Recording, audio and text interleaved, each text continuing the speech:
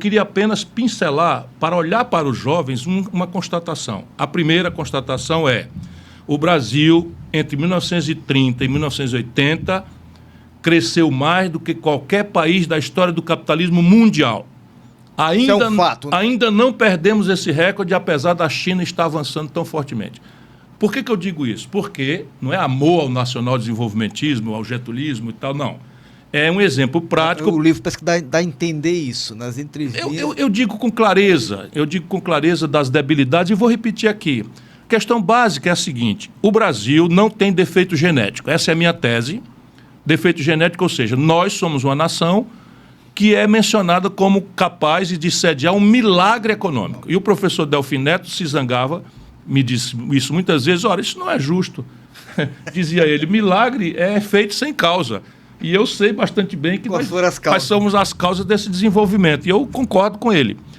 Quais são os defeitos? Então, eu dou essa ênfase para isto, para chamar a atenção de que nós temos capacidade, quando nós organizamos a nossa inteligência, nossas energias, ou nosso consenso, ou a nossa hegemonia política, numa direção sistematizada, objetiva, sabe, quem faz o quê, qual é o rumo, para onde é que nós vamos e tal.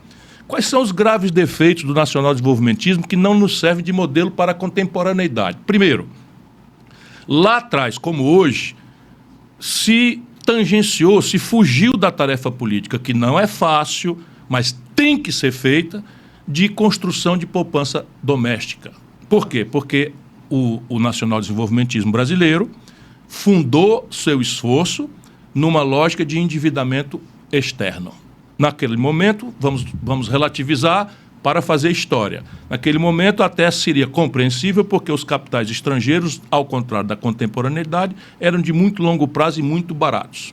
Eu pesquisei o Brasil ao longo dos anos 50, 60, 70, tomou dinheiro emprestado a 3% de juro ao ano, 4 anos em média de carência e 12 anos médio de prazo para pagar. Então, qual era a dificuldade? Eu tomo $1 bilhão nessa valsa e abro uma Petróleo Brás, que 4 anos depois, quando acabar a carência, já me dá no faturamento de um ano $1 bilhão. Pensaram os do tempo. Só que, eu digo no livro, não é, jamais sustentou desenvolvimento nenhuma única nação no planeta com base no capital dos outros.